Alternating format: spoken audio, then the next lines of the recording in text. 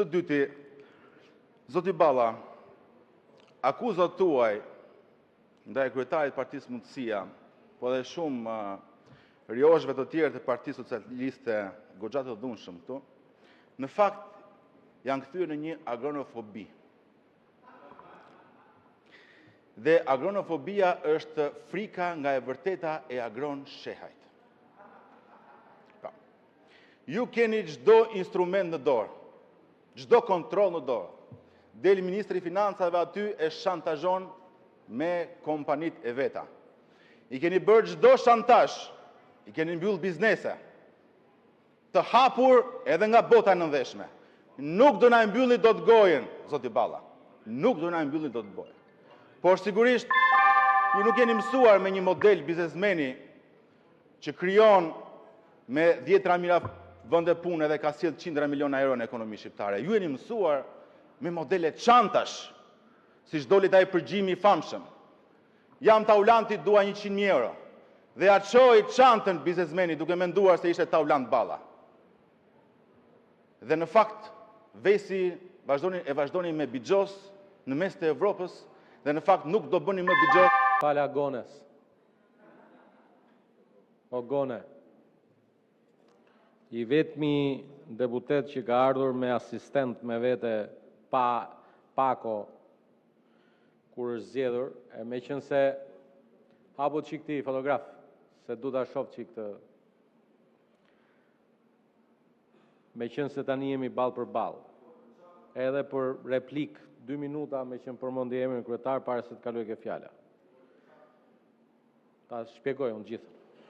Se ka të arrestuar për atë çështje dhe shko t'i pyesësh. Kur ishim numëronin votat e diasporës, ky më fuste miq mua që t'i kërkoja numëruesve tan. I kam mesazhet këtu, në? I kam mesazhet këtu. Këtu. Hajde du të lexojmë të gjitha mesazhet tani.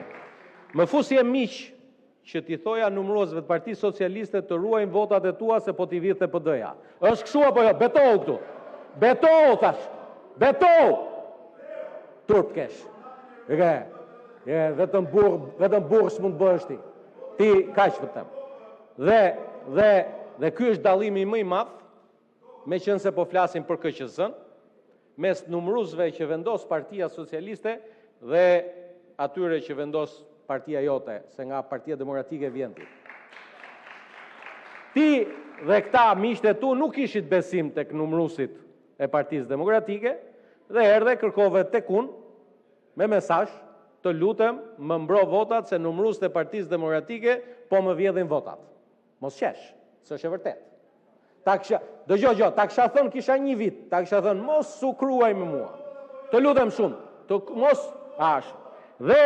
Dhe votat ti mbrojtën numëruesit e Partisë Socialiste, nuk ti vodhën numëruesit e Partisë Demokratike. Dhe ti erdhe deputet në këtë sallë.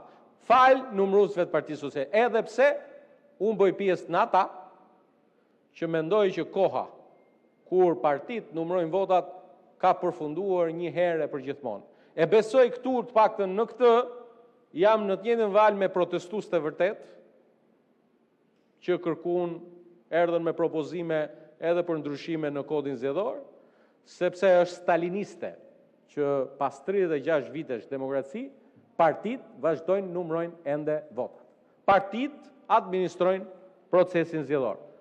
Po t'isha prej teje, kisha 2 pare mend në kokë, kur mora fjalën, do flisja për këtë. Jo të mbroja kryetarin e partisë, i cili ka gjithë mundësinë të mbrohet vetë.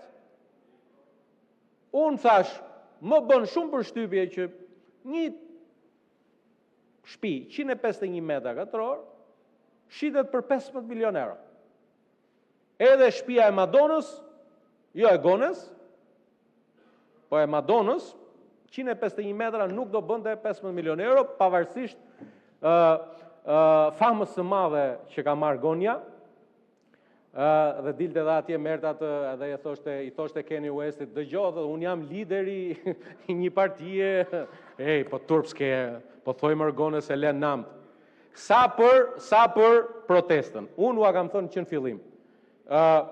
Pavarësisht se protesta kishte simbol, pavarësisht se simboli i protestës ishte flamingo, por do ta konsideroj protesta edhe me një kal bukur, të bardhë. Dhe te ky kal i bardhë ti, Gonja, ky tjetri, Qorri, Llapi, edhe Saliu, jeni si ajo miza ke fundi nga bishti qik majtas në fund kalit. Dakor? Kështu jeni ju, miza ke fund shpina e bishtit të asidonit të qunit kalit. Dhe unë respektoj kalin, por nuk kam si të respektoj mizën. Ke ajo e kalit. Dhe prandaj po ja them 100 herë, që gjithë përpjekja juaj, gjithë të ditë, për të ardhur këtu, për të shitur si përfaqësues të protestës, nuk ju njohim më, nuk ju pranojmë ju si përfaqësues protestës. S'dumër vlla, fare, nuk të njoh fare, s'të njoh fare kush je, as ty as atjetërin. Unë s'po njoh Saliun,